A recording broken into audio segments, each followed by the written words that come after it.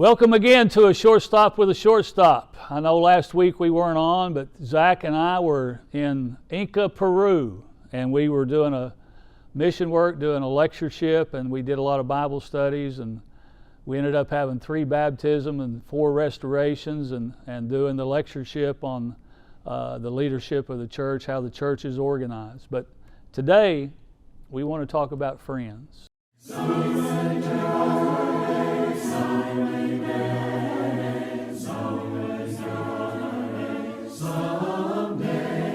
And the trumpet shall sound, and the dead shall arise. No more sorrows someday.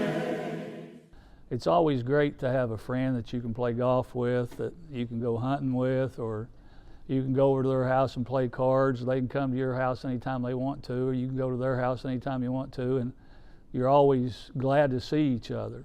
And it's always good to have somebody that you can talk to and know that they're going to give you an honest answer. And those are the type of friends that you want to have. In baseball, usually down the left field line and down the right field line of every stadium that you go to, there's a bullpen.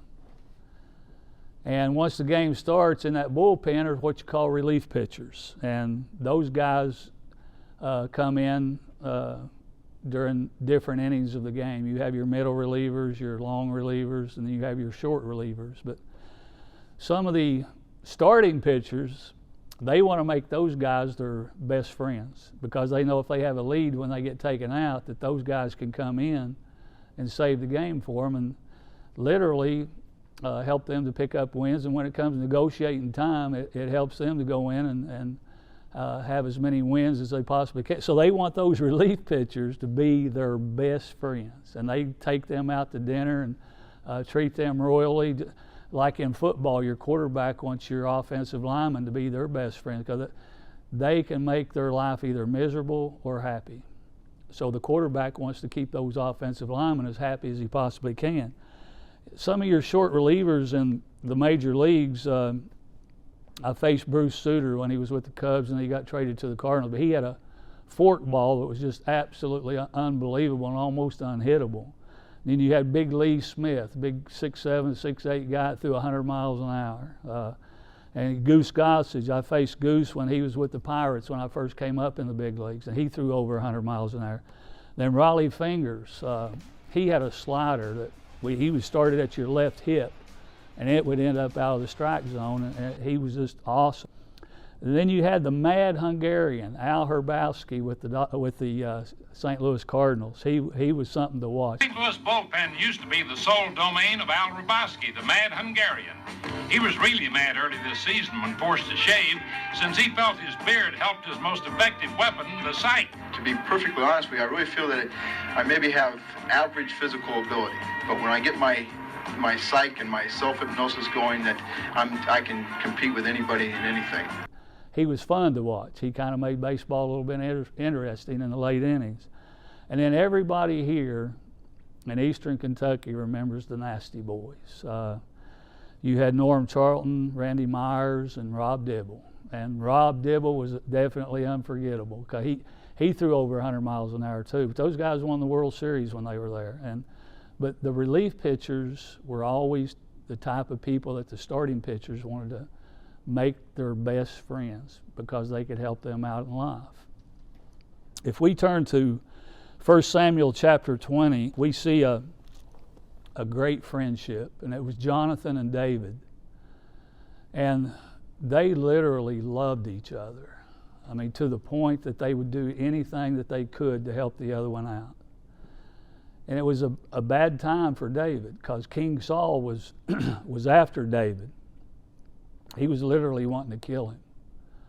And David and Jonathan here in chapter 20 of 1 Samuel made a covenant with one another.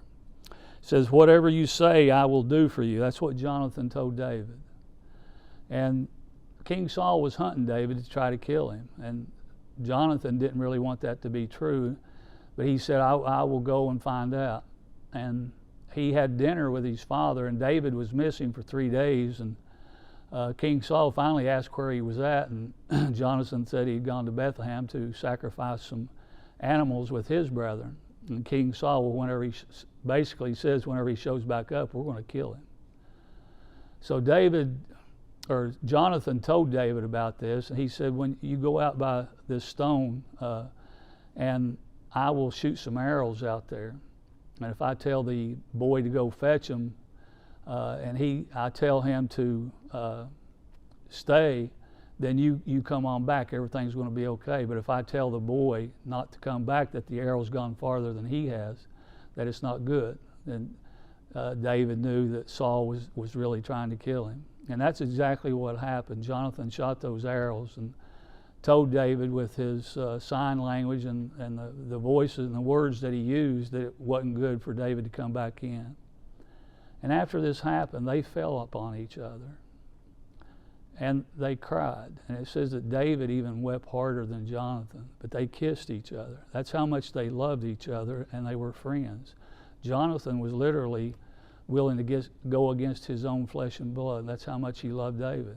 But he knew that God was going to make him eventually the king, and Saul was going to be replaced. And that's what Saul didn't like.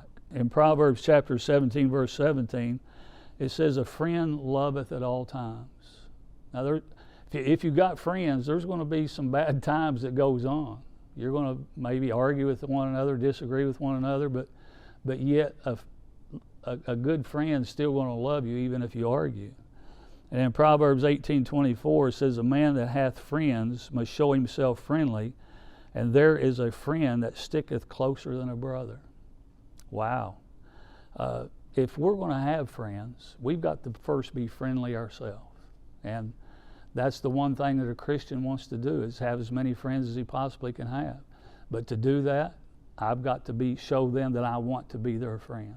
In Proverbs 27:6, it says, "Faithful are the wounds of a friend, but the kiss of an enemy is deceitful." Now, faithful are the wounds of a friend. That means a friend should be able to tell you exactly the truth. Like if you've got something caught in your teeth, he's going to tell you that it's there. You may not like it, or he may tell you that you acted in a way that you shouldn't have acted, but he's telling you the truth because he loves you. And if you know he's your friend, you're going to be able to take it a whole lot better. But if he was your enemy, it would be a different story. We go in Proverbs 27:17. It says, "Iron sharpeneth iron. So a man sharpeneth the consonants of his friends." Wow, that's an awesome verse right there. Iron sharpeneth iron. That means friends are going to make each other better, going to help make each other's lives the best that they can possibly make them. They're going to do whatever they can to help that friend out, and vice versa. The other one's going to help. They're going to sharpen each other and make each other as best as they can possibly be. In John 15:13, it says, "No greater love hath no man than this, that a man lay down his life for his friends." Wow. There's only two that I know of that have ever done that. And one is the United States Army, Navy, Marines, all of our military men that have laid down their lives for our freedom here in the United States. But we have an even better friend than that, and that's Jesus Christ. And he did just exactly that. He laid down his life, not just for me, but he laid it down for you. And he wants us to be his friend because he's shown us that he is our friend.